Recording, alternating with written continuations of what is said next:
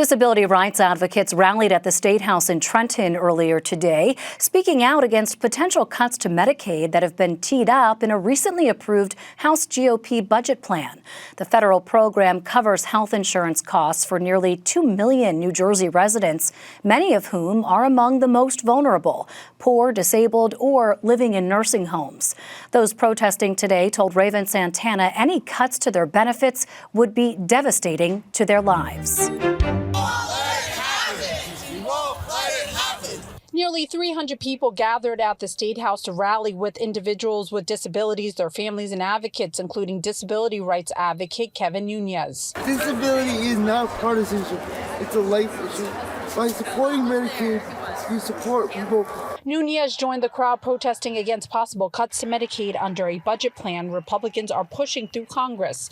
While Republicans have said they will not cut Medicaid benefits and are targeting fraud in the program, the Congressional Budget Office said there is no other way to make up the $880 billion they are seeking to slash over the next decade to fund President Trump's agenda. State officials have told NJ Spotlight News the cuts could range from $2.2 billion to $10 billion. Nunez, who was born with cerebral palsy and is a longtime Medicaid recipient, was invited by Senator Andy Kim to attend the president's joint address to Congress this week to highlight the cost of potential GOP Medicaid cuts. Kevin, what is at stake for you personally?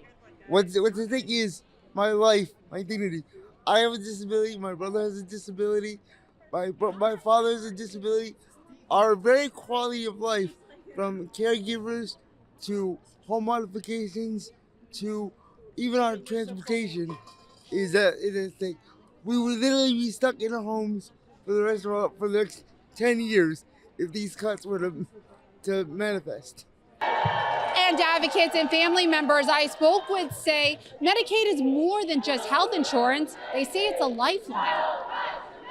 This is horrendous. It's not just people with disabilities, but it's everybody, and it affects so many programs and services. Carol Tonks is the executive director of the Alliance Center for Independence. Tonks, who helped organize the event led by Project Medicaid, says the fight is personal for her. I have a severely autistic son who lives at home with my husband and I.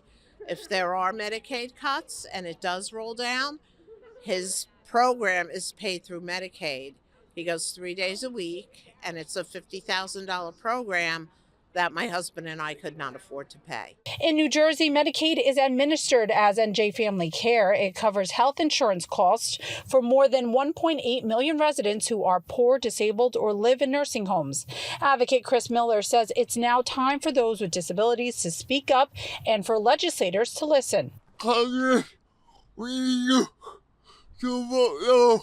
I think that there is a misguided impression right now in Congress that you can cut $880 billion without hurting people's access to Medicaid. CEO of Disability Rights NJ, Gwen Orlowski, says there's a misconception about who these cuts will impact, when in reality, Medicaid helps all types of people. A lot of young people use Medicaid. A lot of people, as they're transitioning from whatever their school was to their forever careers, they're underemployed or they're employed in jobs that don't provide health benefits.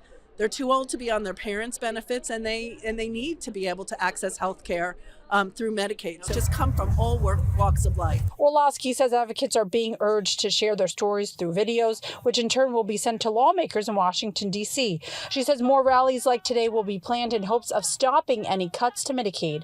For NJ Spotlight News, I'm Raven Santana.